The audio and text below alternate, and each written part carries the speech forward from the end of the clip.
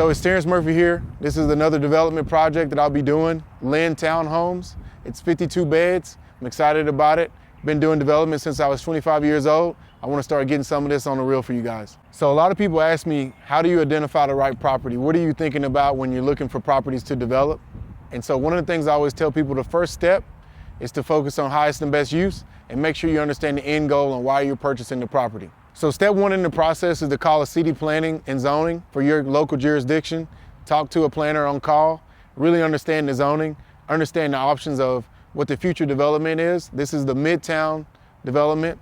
And so I understood that they wanted more density. And also, if you can get the city behind you, it makes the project a lot easier to develop. So the next thing we need to focus on is why and how can you add value to the dirt? Because it starts with the dirt. The dirt is the foundation of any development project. And on this particular project, I knew they needed new infrastructure, new sewer lines, new water lines, running underground conduit for the electrical, and that's what brought value to this property, and being able to add more density. So getting it rezoned, and was able to figure out that the highest and best use was townhomes. So I did them 3-bed, 3-bath, or 3.5-bath townhomes, and it's turned into 52 beds. So when you're looking at a property, you want to understand what's the end goal.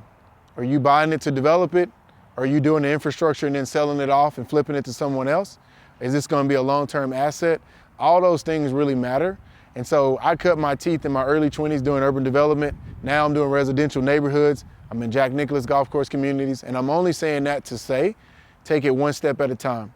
And as you learn, you just build it one brick at a time. So I call it the one brick mentality. If you can develop and build, you don't have to do $1 billion development day one. I'm not saying you can't, but just make sure that you're learning and getting the fundamentals, and that's what's gonna help you be the best developer, investor, and build the right portfolio. So on this particular property, one of the things that I wanted to focus on is, how do I get density, but also how can I create something that's very unique?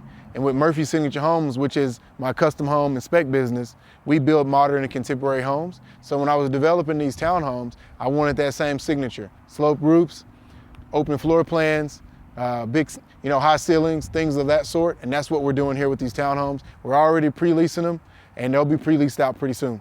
Yeah, so it's a crazy story behind why you can't give up on development. I was able to buy one of these lots, and then I came back and was able to get it replatted into 14 lots. And you just gotta keep going, you gotta persevere, and you gotta have a vision. And so none of these properties were on the market. I had to find the owners on CAD. I wrote letters, I called the old agents, I looked up old listings, and I was able to piece together 2 blocks on both sides and develop these townhomes. So man, I just want to encourage you guys, if you have a vision to start in development, I'm gonna be getting ready to start my classes soon, a real estate entrepreneur podcast and coaching. Sign up for it. We got 2 paths. We have the real estate agent path, and we also have the real estate investor path, and they will meet with the real estate entrepreneur. So I'm gonna be teaching people how to acquire development. And I don't say this boastfully, but my wife and I have done $100 million in development and acquisitions and no money raised.